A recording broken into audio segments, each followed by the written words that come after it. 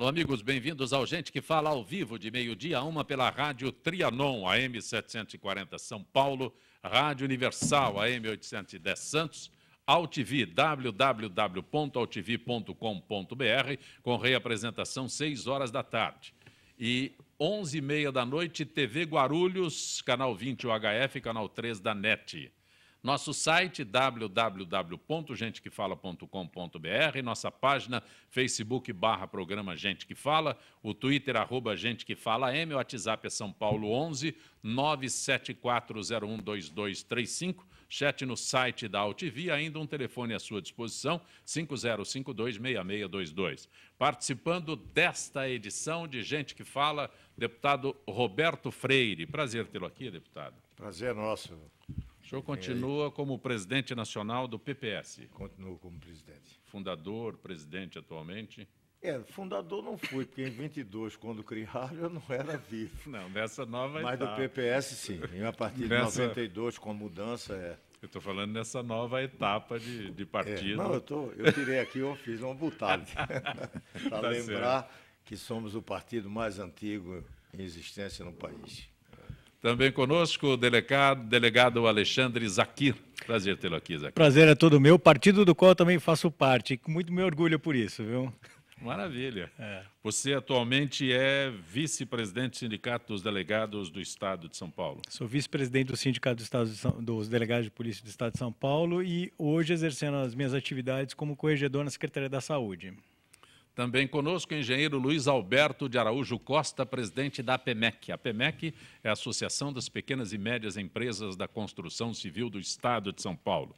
Luiz Alberto, prazer tê-lo aqui. Muito obrigado pela oportunidade mais uma vez, apresentar aqui a construção civil como solução nessa crise que está aí no país agora. A solução é a construção civil.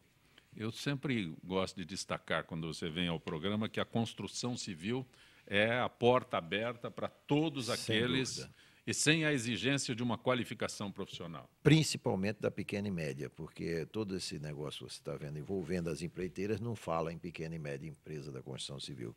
Ela é a empregadora e ela muitas vezes submete a um contrato de subempreitada, que está se falando muito de terceirização, né? E essa subempreita ou subcontratação, às vezes até aviltante. Também conosco o deputado federal Vanderlei Macris, filiado ao PSDB. Prazer tê-lo aqui, Macris. Muito obrigado, Zé Copé. É um prazer também poder falar a todos os telespectadores e aos ouvintes. Uma alegria poder estar também participando com o Roberto Freire, meu parceiro e companheiro lá de luta na Câmara Federal, o Zaquir, Luiz Alberto, enfim, todos vocês nessa mesa hoje. Quantos mandatos? É uma pergunta indiscreta ou não? Não. Mais ou menos como se vê com a idade. Às vezes, quando é muito tempo, você não fala mais. Mas eu tenho 11 mandatos já como parlamentar. Tem mandatos como deputado estadual e como federal? 7 mandatos, deputado estadual e federal, o terceiro mandato meu. Nessa conta e o de vereador. Você coloca o de vereador também? Sim, 11. E eu recebo de você aqui o relatório do CEALCOL, é isso, Vanderlei Macris? Aqueles que participam do Gente que Fala, nós vamos entregar aqui. É uma gentileza no final do Gente que Fala, entre aqueles que participam. Depois a gente mostra direitinho, né? A gente mostra direitinho aqui o relatório do trabalho CEALCOL. sobre alcoolismo que nós realizamos no Congresso e tem tido uma repercussão muito boa. Tem uma informação aqui sobre o projeto de lei da venda de bebida alcoólica que foi aprovado. Para menor de 18 anos, Se você tem dedo teu aqui. Não, tem. Foi em função desse trabalho aí que nós fizemos como uma comissão especial na questão do alcoolismo, é que nasceu aí uma série de debates no Congresso Nacional. Esse, por exemplo, que proíbe bebidas alcoólicas para menor de 18 anos, foi um dos resultados desse trabalho, desse debate, dessa discussão, e que hoje, estendido pelo país inteiro, cria um parâmetro muito importante para essa guerra que nós temos com o excesso do uso de álcool no Brasil e tantas outras questões importantes. Mas, Macris, já que eu citei aqui, o assunto está aqui, venda de bebida alcoólica a menor sempre foi proibido. Mas sem sanção, sem que tivesse uma consequência mais pesada. Essa lei que nós aprovamos, o Roberto participou desse debate também, nós aprovamos no Congresso Nacional e ela estabelece uma penalidade muito pesada para o comerciante que vender bebida alcoólica para menor de 18 anos. até R$10.000 de multa e com pena de prisão que vai de 3 até 6 anos de cadeia. Portanto, hoje você transforma o próprio comerciante num colaborador na luta contra a venda de bebida alcoólica para menores de idade. Por quê? Você sabe que ele sabe que vai ter consequência. Até então nós não tínhamos isso. Você é parlamentar, o Zakir é delegado. O que acontece se alguém vende bebida alcoólica no momento atual para menor? Agora, em função da legislação, comete crime. Ato definido como crime. Pois não. Fala. Mas a lei já vigora? Olha, não sei te dizer. Ela está sendo estudada para a sanção da Presidente da República agora. Perfeito. Não acontece nada. Não, eu não sei te dizer porque eu não tenho acompanhado isso. Não, vamos na nossa realidade, sem a aprovação dessa lei a que o Macri se refere. O que acontece? Nada, Não, sem a aprovação da lei, você não tem um fato definido como crime. Você só tem um fato definido como crime a partir do momento que essa lei é aprovada. Aprovada e sancionada. Aí ela passa a vigir. Apesar daquela tabuletinha que existe em todos os estabelecimentos aquilo comerciais. Continua existindo. Proibida a venda de bebida alcoólica. É proibido. Inclusive, é uma contravenção. Você tem a previsão no... Por enquanto, Não é crime. Um apenamento simples, né? Que não... Isso. A pena é menor. É outra situação. É isso que eu queria chegar, o deputado Freire. Né? Não acontece nada. No Brasil, né? É uma contravenção que nada. Se você exercer uma boa fiscalização, acontece. Porque eu me lembro, um fato que não é assemelhado a esse, mas quando veio a exigência do uso do cinto, né, todo mundo dizia, isso no Brasil não vai pegar de jeito nenhum. Então, quem saía do Brasil e ia para um país que tinha aquilo, que ficava dizendo, é danado, é verdade. Você entra aí, tem que botar aquilo, no Brasil não vai funcionar. Funcionou e muito rapidamente. Sabe por quê? Porque houve uma fiscalização e quem não tivesse, a multa era razoável. E começou aqui em São Paulo. Eu diria aqui que é mais importante ainda, não é nem a prisão, até porque a gente tem uma pouca cadeia para muito criminoso e uma cadeia que não é aconselhável. Porque ao invés de recuperar, talvez aprofunde ainda mais os conhecimentos criminais das pessoas. Mas a multa sendo aplicada com uma boa fiscalização, não tenha dúvida que a lei vai pegar. Agora, você me permite só fazer uma observação. Eu acho que o mais importante aqui é um movimento que sinaliza uma mudança cultural. Zancopé, eu vou ser muito franco contigo. Não existe lei, pena mais grave, menos grave, que vai mudar o comportamento das pessoas. O simples fato de você ter uma previsão de uma pena drástica não impede que o crime venha a acontecer ou que a infração venha a existir. O que realmente impede isso é uma mudança cultural. Eu lembro perfeitamente de meu pai me proibir de beber bebidas alcoólicas antes dos 18 anos. Isso é uma questão de formação. Em casa, existia uma fiscalização do meu pai com relação aos filhos e um controle e a presença fazia parte da educação. Hoje, a família esqueceu de passar os valores para os filhos, talvez até porque eles não tenham. Né? Isso é um grande problema na nossa sociedade. E aí surge uma cultura da gente querer punir e tornar criminal tudo aquilo que a gente viu como sendo uma falha da sociedade, uma falha na formação das pessoas. É importante a iniciativa? Sem dúvida nenhuma, porque ela sinaliza para uma mudança cultural. A lei do cinto é a mesma coisa.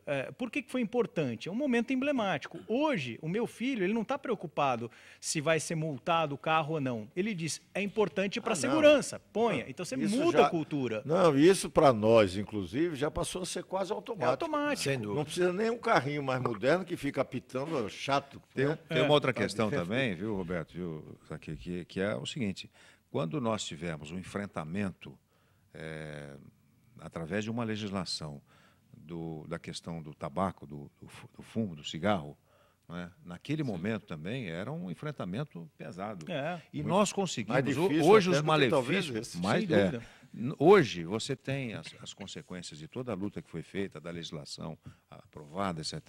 Você tem a sociedade tem consciência dos malefícios do cigarro. Em relação ao álcool, não existe isso. Até é cultural. E, aliás, hoje, eu aproveito... Dentro de casa, o sujeito, às vezes, bota o dedinho na cerveja aqui, experimenta. Sim. Crianças, então... Põe a chupeta. E nós temos que ser radicais. Eu sou radical na luta contra a venda de bebida alcoólica para menores de 18 anos. Até porque... Me permite só terminar.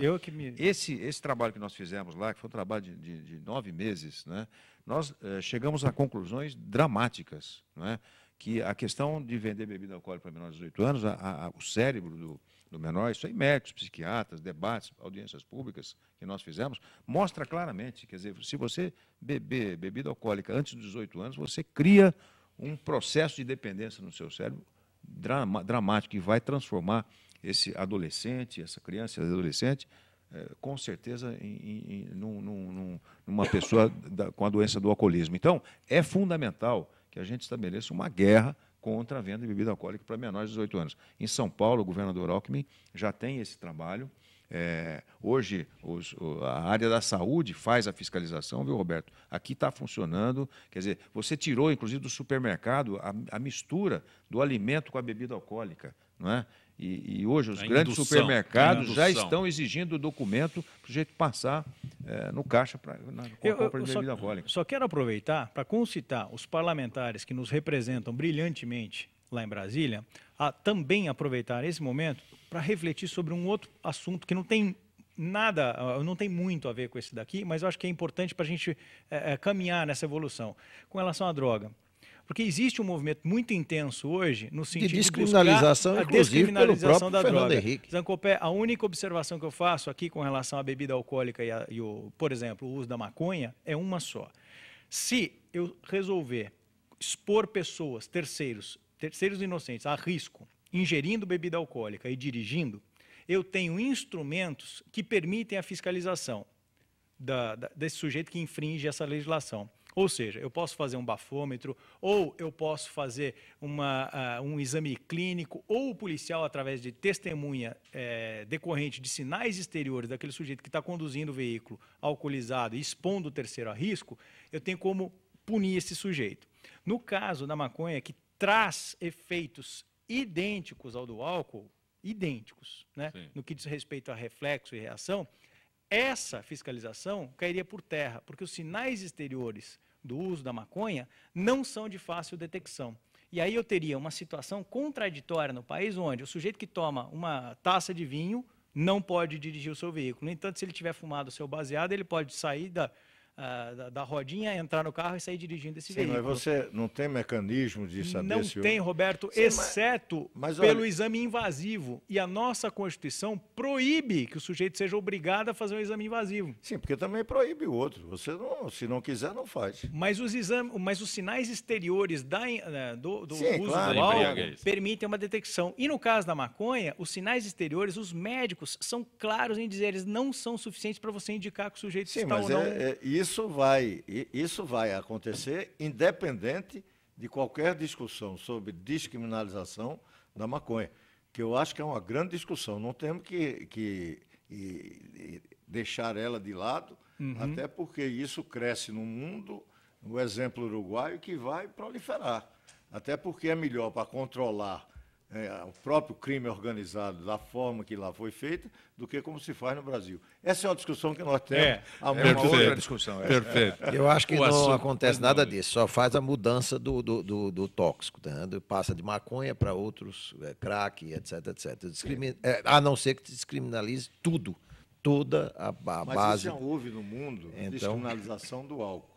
Aliás, desde os primórdios. Sim, não é? Por isso é que houve outros. Então não tem muito crime organizado. Drogas. Quando tentaram proibir, criou, inclusive, o crime organizado moderno.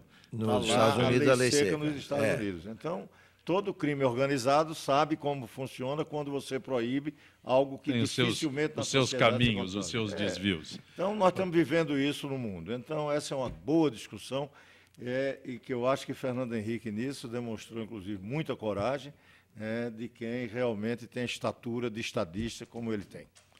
O assunto, sem dúvida alguma, que está em todos os momentos, é sobre a manifestação de ontem. O questionamento é que o número de manifestantes foi menor, mas os protestos voltaram a tomar as ruas de todo o Brasil. Palavras de ordem de ontem, as mesmas de março, contra a corrupção, governo, o partido PT, né? Mas desta vez os principais movimentos pediram a saída da presidente Dilma Rousseff. Aliados do governo disseram que a adesão menor que a de março foi um alívio, mas não há motivo para se festejar. Macris, Roberto Freire, Luiz Alberto, Zaquia, quem... Eu vou começar pelo negócio do algum imbecil que ainda se infiltra atrás do negócio da ditadura. Meu Deus do céu. Então, isso daí realmente é muito ruim, feio, chato, mal educado e depois contra nós. Mas é uma minoria, graças a Deus. Então, que esse povo fique em casa e não fale uma bobagem dessa, porque o Roberto Freire sabe muito bem o que ele está ouvindo e vendo. É um câncer, é um crime, aí não se combate corrupção, aí se aumenta tudo que de ruim existe. Quanto ao impeachment da presidente da República, pode ser até um gosto do povo que está ali na manifestação, mas não foi a manifestação maior, que foi o voto que houve, que votou nela, e ela é presidente da República pelo voto. Então, pelo voto direto. Sim. Então, com certeza, aquilo ali é uma manifestação de quem não votou nela. E se alguém votou nela e está arrependido, houve um arrependimento muito rápido, né? Passaram 4 anos e durante 4 meses já estão com esse tamanho de arrependimento. Então, eu acho que é uma manifestação válida, maravilhosa, espetacular, tem que ter, ótimo, maravilhoso, porém, tende a se acabar, como definhando está, por conta exatamente disso. Ora, se votou na presidente da República, ela é a presidente da República, eleita pelo voto direto, e agora é para sair 4 meses de mandato, que absurdo. Eu não sei o que é isso. É só para, talvez, dar um testemunho. Collor também foi eleito, e eu fui para a rua e participei da luta pelo impeachment de Collor. Eu não sei se você aplaudiu também isso, não, lá naquela oportunidade. De forma nenhuma, de forma nenhuma. Então, mas então o seu argumento não é justo pelo seguinte: a Constituição brasileira, e eu participei da sua elaboração, prevê o impeachment como um recurso constitucional. É traumático, é verdade, mas é exatamente para presidentes da República que cometem crime de responsabilidade. O que se pode discutir é se Dilma praticou crime de responsabilidade. Eu acho que já praticou, mas é uma discussão, até porque ela não vai se resolver senão pela política. E a manifestação que nós tivemos ontem é uma manifestação política do sentimento que é amplamente majoritário na sociedade brasileira, contra o governo e também majoritariamente favorável ao impeachment. Isso são o que as pesquisas estão dizendo. Então, aquela manifestação é profundamente democrática. Se vai haver impeachment, isso vai depender muito da correlação de forças que o Congresso Nacional, que é o órgão que pode decretar a perda de mandato de presidente, lá é que vai definir. O governo ainda tem uma maioria, uma maioria muito fluida hoje, a ponto de o governo praticar uma terceirização do próprio governo. O governo hoje entrega ao PMDB. O Michel Temer, e que tem, é evidente, uma tradição democrática muito maior do que o PT e que pode ajudar o governo. Eu não sei se vai rearticular a sua base, mas é dizer que essa manifestação ela foi menor, mas ela foi muito mais consistente, porque ela foi em cima de uma palavra de ordem, coisa que não tinha na primeira, e mais do que isso, em cima de uma crescente indignação da sociedade. E se você me permite, Roberto, força, inclusive, só para concluir, por força de uma crise econômica que, inclusive, o seu setor está sentindo, com o desemprego, com a diminuição de investimento, numa área que é muito sensível, inclusive, para uma sociedade brasileira que precisa de emprego do tipo que é ofertado pela Constituição Civil brasileira. Sem dúvida. Né? Então, você vê que isto não tem nenhuma grande perspectiva de melhora. A médio prazo. A longo prazo, eu não sei nem se esse governo vai chegar até lá. Pode ter certeza que o impeachment piorará. Luiz, o impeachment... No Brasil, a experiência só, aí eu quero dar o meu testemunho também. Eu fui líder do governo Itamar e foi talvez um dos governos mais fundamentais que esse país teve, numa ruptura como aquela, e entregou com equilíbrio, estabilidade que tanto se fala de Fernando Henrique, ele foi o grande líder disso, mas o presidente da República e o governo era de Itamar. Não vamos esquecer isso. E quantas reformas lá foram feitas? Foi um governo tremendamente benéfico para a sociedade brasileira. Eu não tenho receio nenhum de futuro, não, até porque se tiver medo do futuro, a gente não sai de casa. Luiz, com relação a ser traumático, eu não tenho a menor dúvida que é traumático. É ruim para o país você ter um governante que seja exposto perante todo o resto do mundo na condição que está sendo exposto hoje o nosso presidente. Agora, que é importante caso a gente verifique isso, que houve a prática de crime de responsabilidade, que isso vá à frente sim. E eu só discordo de uma outra coisa de você, que essa tendência de enfraquecimento desses movimentos. Eu não vejo tendência de enfraquecimento, não. Eu vejo sim uma maturidade, e como maturidade de protesto, de pessoas que vão às ruas, buscar um foco, algo muito mais objetivo. E, olha, eu não tenho a menor dúvida de que esses pouquíssimos radicais que vão buscar a volta da ditadura nas ruas, esses caras são completamente esvaziados. Esses, sim, eu vejo uma tendência de subir. Em alguns lugares... Mas teve um no Rio de Em Janeiro, alguns lugares vergonha. cortaram o fio, quer dizer, a energia dos carros que estavam fazendo isso, manifestação em Brasília, em Curitiba. Ou seja, há uma reação dos próprios manifestantes contra esses órfãos da ditadura. Agora, que existe uma mudança, que na minha opinião, muito rápida da opinião dessas pessoas, eu acho que existe sim, porque nas ruas, para mim, não estão só pessoas que votaram contra a Dilma, tem muita gente que votou nela e que mudaram de ideia. E essa mudança rápida, às vezes, é fruto de informações que vieram rapidamente à tona e que antes não tinham.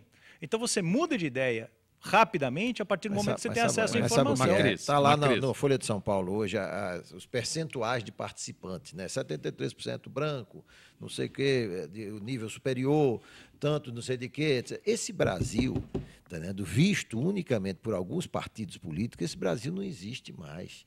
O Brasil que a gente tem que ver é o negro, é o pobre, é o analfabeto, sim, é esse daí. Mas não a pesquisa, nessa sim, manifestação ele não está. Você tá veja bem. lá dentro. A manifestação do domingo, você pode dizer que é de um setor médio da sem população. Dúvida. Agora, a pesquisa... Não diria médio, é da ponta da pirâmide. Posso dar uma opinião nessa história? Mas a pesquisa do Datafolha, o governo não está tão animado quanto você, não. Olha, tome cuidado, porque o governo não está nada animado com essa pesquisa que você está querendo dizer. Ela está preocupado com a outra pesquisa, da rejeição quase que plena do governo Dilma. Macris, essa redução do número é tão importante assim? Absolutamente. Eu vejo... Não é importante. Não, a redução do número de pessoas ontem. Nenhuma importância. Nenhuma importância. As pessoas estavam em casa, estavam vendo televisão e aplaudindo o movimento. Essa que é a verdade. Eu tenho a impressão que o governo precisa se dar conta de que esse movimento que nós estamos vivendo hoje lá, aqui no país, é um movimento que, inclusive lá de fora, se percebe as mudanças que o país está vivendo. Um fato novo, extraordinário, que as pessoas não se dão conta, é que nenhuma rede de televisão fez o chamamento para as ruas do dia 15 de março, nem para essa.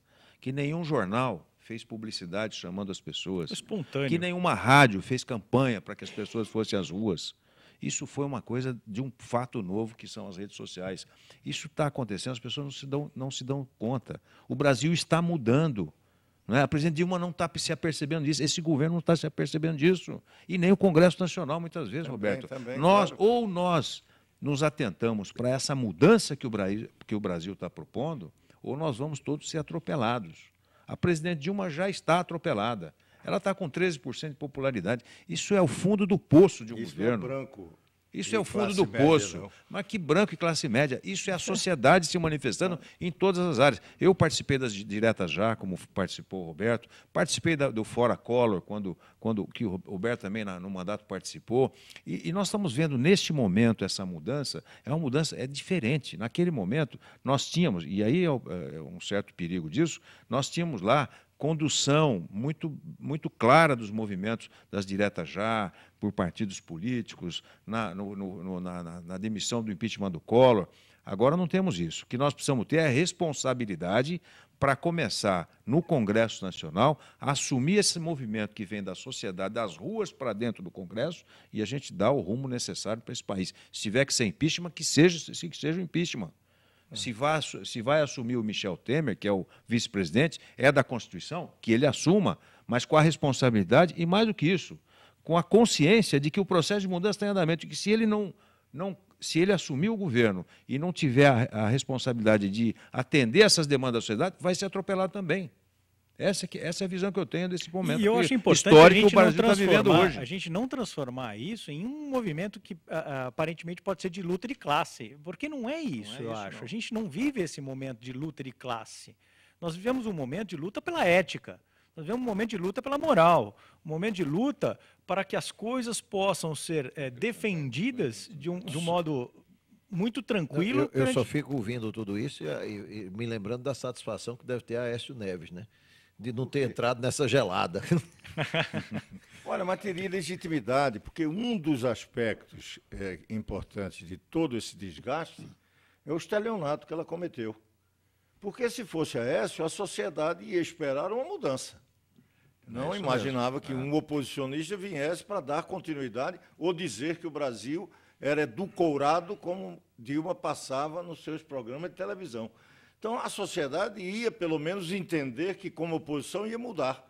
O problema é que foi enganado pela Dilma, que parecia que vivíamos às mil maravilhas, e quando ela vem, faz a mudança total.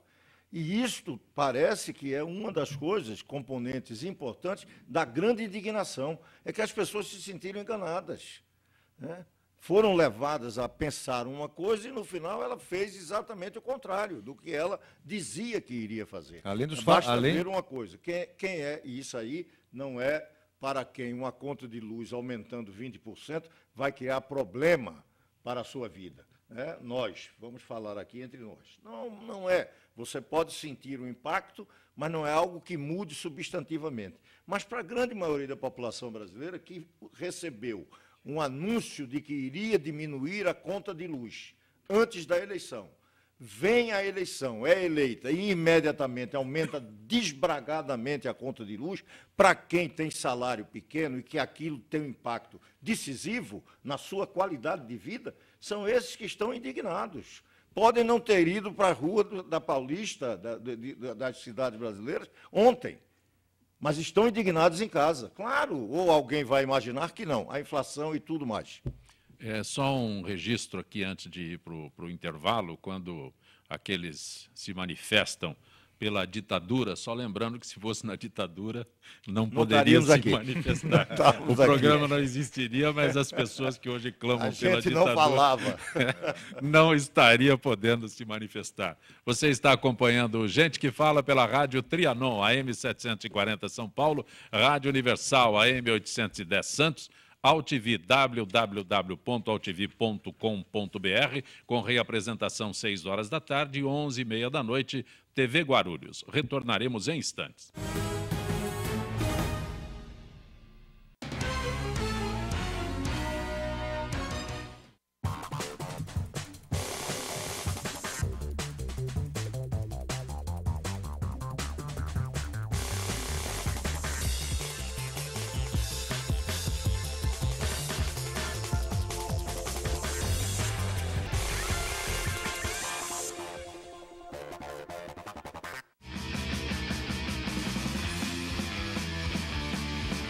Olá, eu sou João Carlos Bondan e apresento aqui na AltV toda segunda-feira, a partir das 14 horas, o programa Saludes, com o apoio da Quantum Bio. Falamos das medicinas ancestrais, como a acupuntura, que é a minha especialidade, mas também de medicina quântica, biorressonância, biofísica, para a qualidade de vida e saúde. Venha com a gente toda segunda, às 14 horas, aqui na AltV.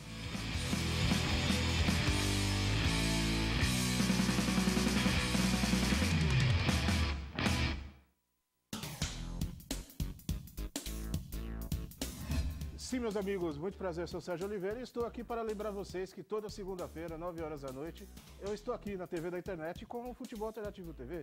Sim, Série D, Série C, Copas Estaduais, as divisões de acesso, tudo aquilo que nenhum outro programa esportivo fala, tem a coragem, a capacidade de falar, nós falamos aqui na TV.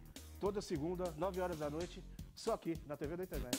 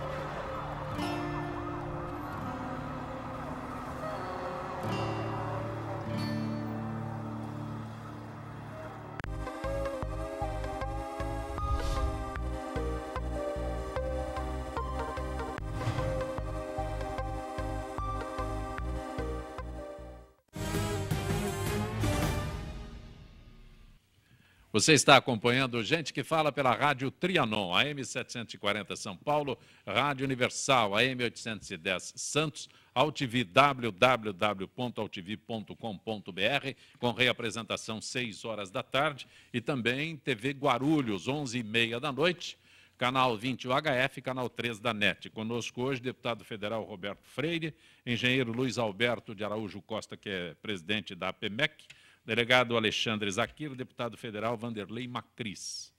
Doutor Roberto Freire, antes uma pergunta para o Zaquir. Zaquir, o Márcio da Lapa, como foi possível que imensos caminhões que estavam mais para show de rodeio americano subissem a Rebouças tocando buzinas ensurdecedoras no entorno dos hospitais, como das clínicas do coração, hospitais para aidéticos não fossem impedidos de trafegar? Será que o comandante da área permitiu esse abuso do trânsito? Márcio da Lapa. Não estou sabendo desse abuso. Eu acho que os caminhões subiram por causa de um movimento, de uma manifestação que foi previamente avisada para poder permitir que o que é constitucionalmente previsto, que é o direito de manifestação, pudesse ser exercido pelas pessoas. Agora, se os caras subiram buzinando do lado do hospital, cabe à autoridade de trânsito ali na hora ou multar o cidadão que está exagerando ali no sinal sonoro em local proibido. Agora, proibir a manifestação é sinônimo de ditadura, e a única coisa que nós não queremos nesse país é ditadura. Deputado Roberto Freire, como eu sei que o senhor não tem medo de pergunta, o Jaime do Jardim Bonfilioli, como foi a experiência de não ser reeleito, virar suplente e precisar de uma manobra política para ser empossado como deputado federal? Olha, é da vida e qualquer parlamentar isso pode acontecer. Isso não mudou em nada a minha participação política. Apenas não fui eleito para exercer o mandato. Mas como suplente e com articulação política, eu estou agora no exercício do mandato. Queria só lembrar ele que na reforma política, o PPS, o nosso partido, tem uma proposta de que o parlamentar que vier a ser secretário ou ministro tem que renunciar ao mandato. Portanto, eu não estou aqui defendendo nenhum sistema fora do sistema atual. Para o futuro, a gente poderia até dizer que isso não iria acontecer.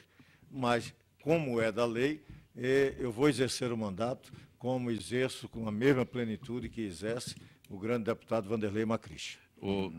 Deputado, deixa eu aproveitar, eu fiz a mesma pergunta em outro veículo de comunicação. Como nós estamos aqui na AltV, Casa Nova, eu vou aproveitar. Como é que alguém que tem uma reeleição praticamente garantida no seu estado de origem vem para São Paulo? O Luiz ficou felicíssimo quando sentou ao lado de um conterrâneo de São Paulo cresce com isso. E a primeira vez eu fui eleito. Em 2010 eu fui eleito e exerci o mandato por 4 anos como titular do mandato. Eu estou colocando o risco de uma carreira política vitoriosa, com mandatos, como candidatura à presidência, senador, deputado estadual, deputado federal, aí muda de colégio eleitoral? Olha, foi por uma circunstância toda especial. Eu, como presidente do partido, algumas vezes queriam trazer um pouco uma ideia que não tem mais muito sentido hoje ainda, pode até com a reforma eleitoral ser facilitado, questão do domicílio eleitoral. Mas eu tinha uma ideia que era muito no campo da esquerda, de que você poderia sair de um estado e ir para outro. Isso vinha desde Prestes, do velho PCB. Veio com Brizola, que saiu do Rio Grande do Sul. Então tinham sempre essa ideia, a gente quis trazer Arraes, também lá de Pernambuco, aqui para o sul do país, ele é que não quis vir. Mas essa ideia vinha sendo perseguida para que eu viesse. Como eu fiquei 4 anos sem mandato, que não fui candidato, em 2006, o partido iria me lançar candidato a presidente, e na última hora não lançou por conta da vinculação, e eu deixei de ser candidato. E os 4 anos eu tive que ganhar a vida. Eu tinha que trabalhar, e vim para São Paulo.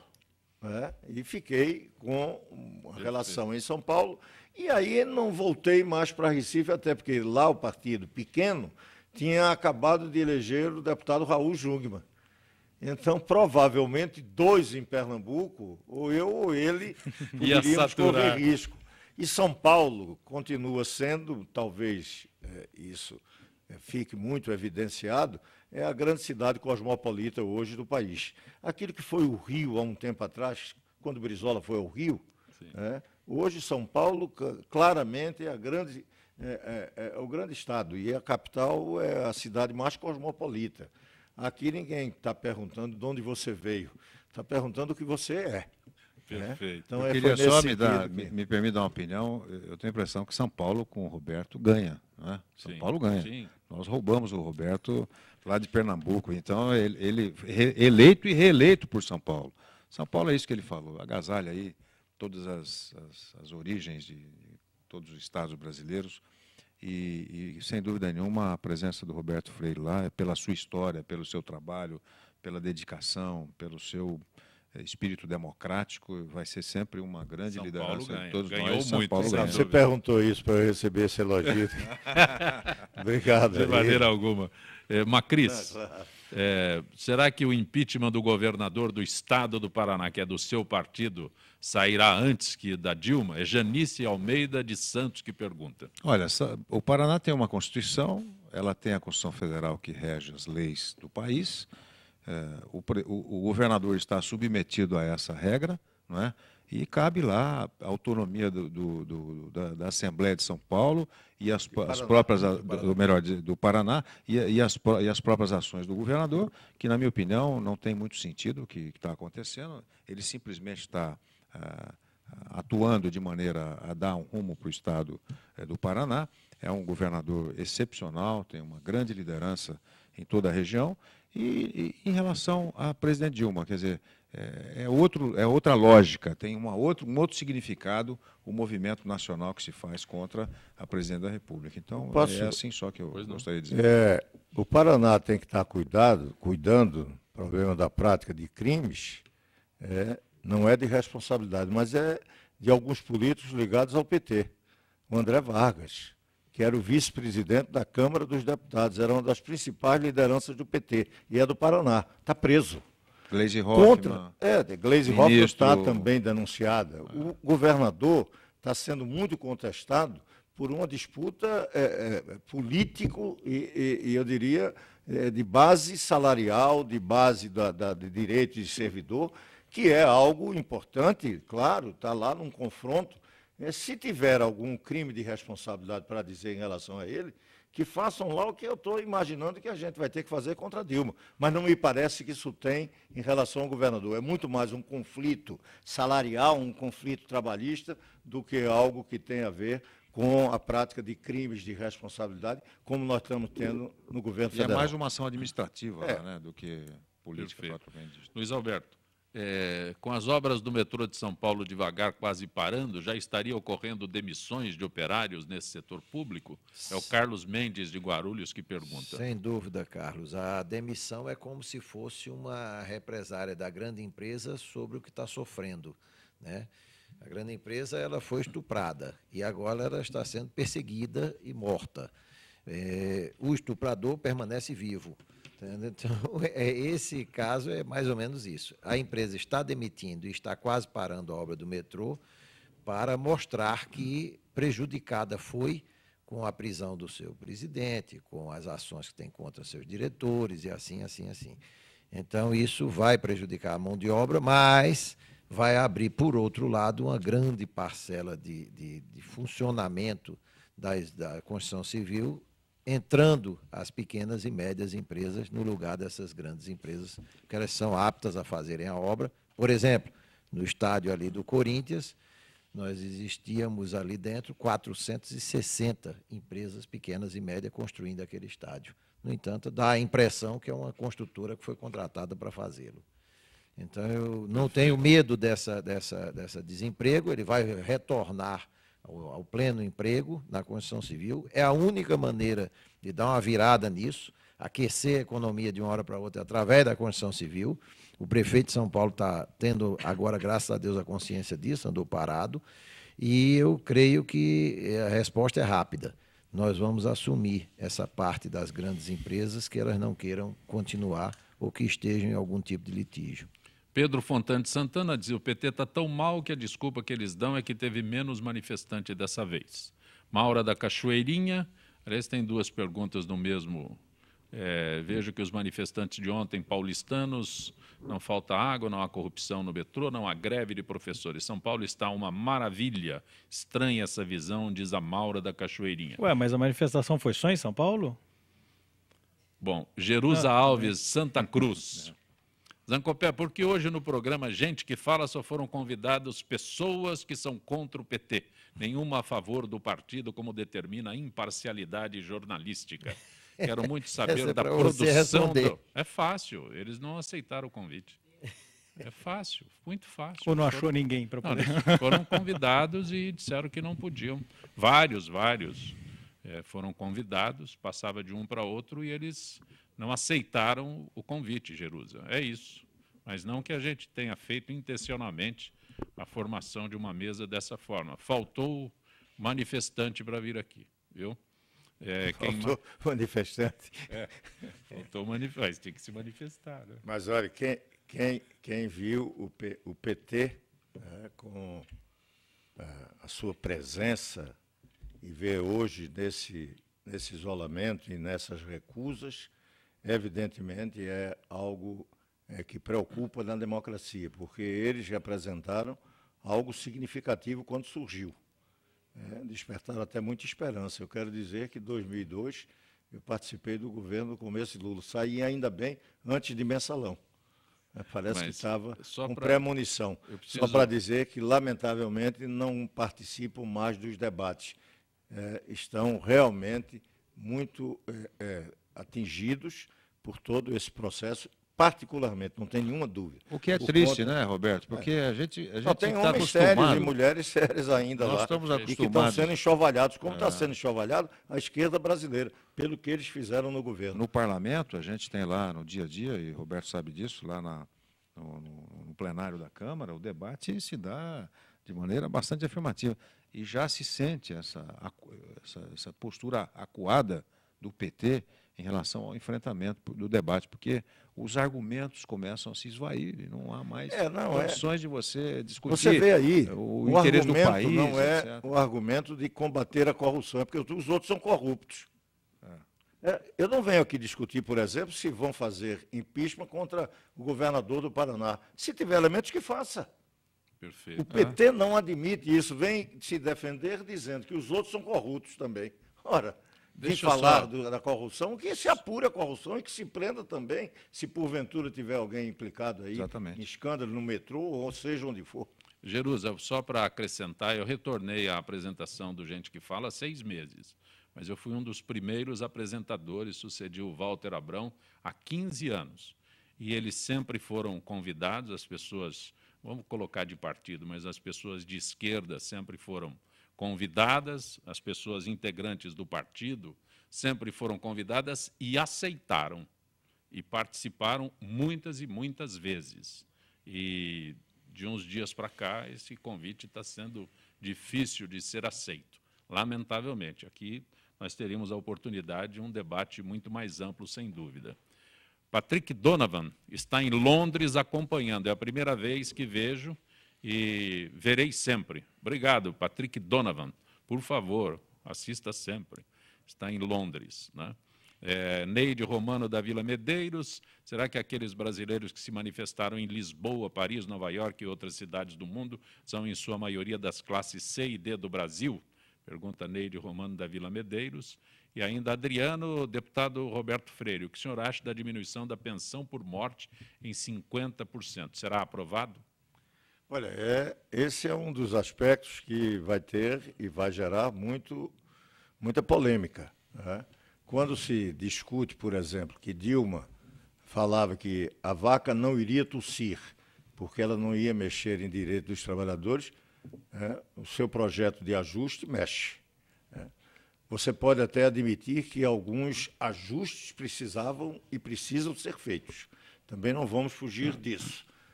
Agora, eu não sei se dessa dimensão, atingindo apenas o assalariado, a classe média brasileira, e o governo continua com sua falta de mínimo de austeridade, com 39 ministérios, com custeio absurdo de uma máquina absurda. Pepe Vargas não tem mais ministério. 38. 38. Então, Mas tem a secretaria com status de ministério. Mas ela não deu nenhum sinal disso. E vai, por exemplo... Mas é tão irrelevante que ninguém percebeu. Mas tem alguns que a gente nem sabe. Pelo menos tu sabe o nome dele. Tem alguns desses 39 que eu não sei o nome, nem ninguém quase. Não sei se Dilma sabe que os nomeou. Mas, por exemplo, nessa questão dos direitos trabalhistas, tem algumas questões que precisam sofrer ajustes. A questão do salário-desemprego, você tinha que analisar o que estava ocorrendo, que era um caso sui generis no mundo. Você tinha uma taxa de desemprego baixa e o crescente seguro-desemprego explodindo. Quer dizer, uma coisa meio incoerente, do ponto de vista sistêmico. E o que é que estava acontecendo? Tem que ter ajuste, porque, infelizmente, nesse governo, onde você toca, podridão pode explodir. Talvez estivesse também nesse setor, mas não cortando direitos.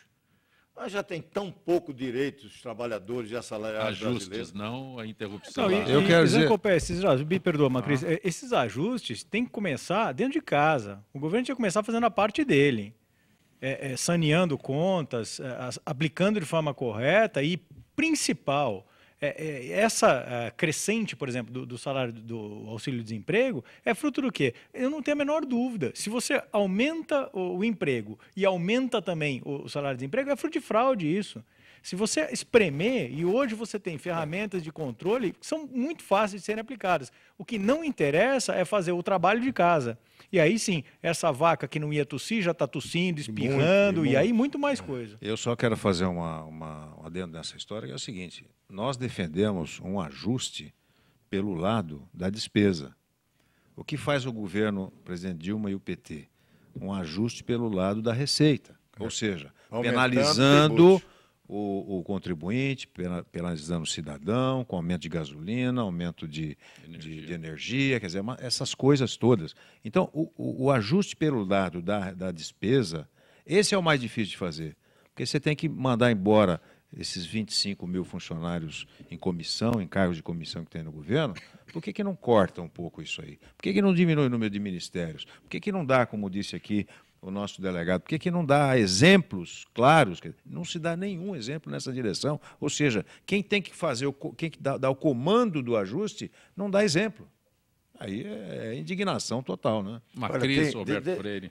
Deixa eu lembrar aqui, nós tivemos um bom momento no Congresso, e que foram raros nesses últimos 20 anos. Era o Congresso definir uma reposição da tabela do imposto de renda, que cobra-se dos assalariados brasileiros, num percentual que atingia, em parte, a reposição da inflação. Era algo importante. Fomos para 6,5%. No Congresso, uma votação espetacular, ótimo, um Congresso se reencontrando com o povo. O que é que acontece? A Dilma veta. Eu estou falando isso para lembrar que, na Argentina, a Cristina Kirchner fez isso e levou pela frente uma greve geral, que parou a Argentina. Infelizmente, no Brasil, quem vai sofrer com isso é o assalariado de mais baixa renda, que paga um imposto excessivo, porque a gente tem um sistema tributário que é regressivo. Paga mais quem ganha menos. Mas se ele fizer greve, ele vai para a rua. Não, mas não que faz nada. Uma greve dessa é vitoriosa. Não sai ninguém. Fortalece a classe operária. Infelizmente, no Brasil, a classe operária está querendo garantir os sindicatos, que começam a perder pela mudança do mundo do trabalho, perder porque sindicato de categoria, a cada dia que passa, diminui a sua representação. Esse é um problema grave que nós estamos vivendo. Nem sei se a gente teria tempo, mas reforma política resolve isso? Não, reforma política ajuda ao funcionamento do sistema político do país. As demandas, as reclamações, os protestos, as manifestações podem ter melhor representatividade no Congresso. E, para isso, a reforma política. Claro que isso pode ajudar, porque oxigena toda a sociedade. Mas a grande reforma política a gente não vai estar discutindo, a gente está falando de mudança eleitoral e, em parte, partidária. Não está falando do regime de governo, que era bom o parlamentarismo, até porque se vivesse um parlamentarismo, eu costumo dizer, Dilma há muito tempo tinha ido para casa.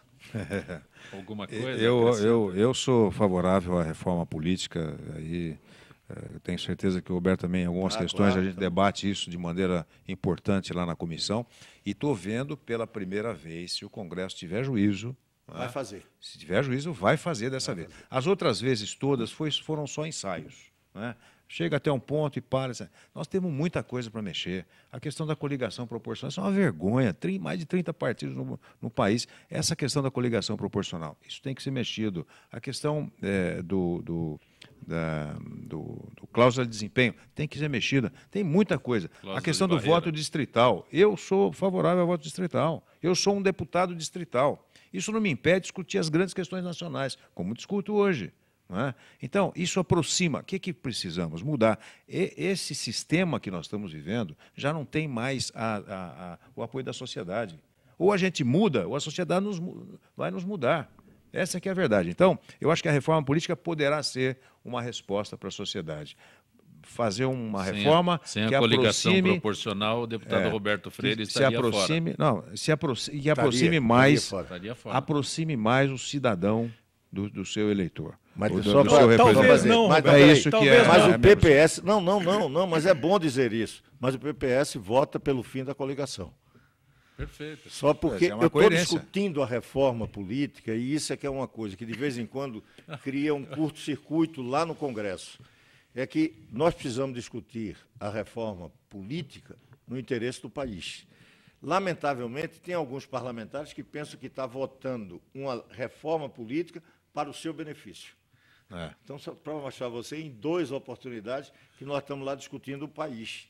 Até porque, se isso melhorar, nós vamos continuar fazendo política, talvez num país melhor.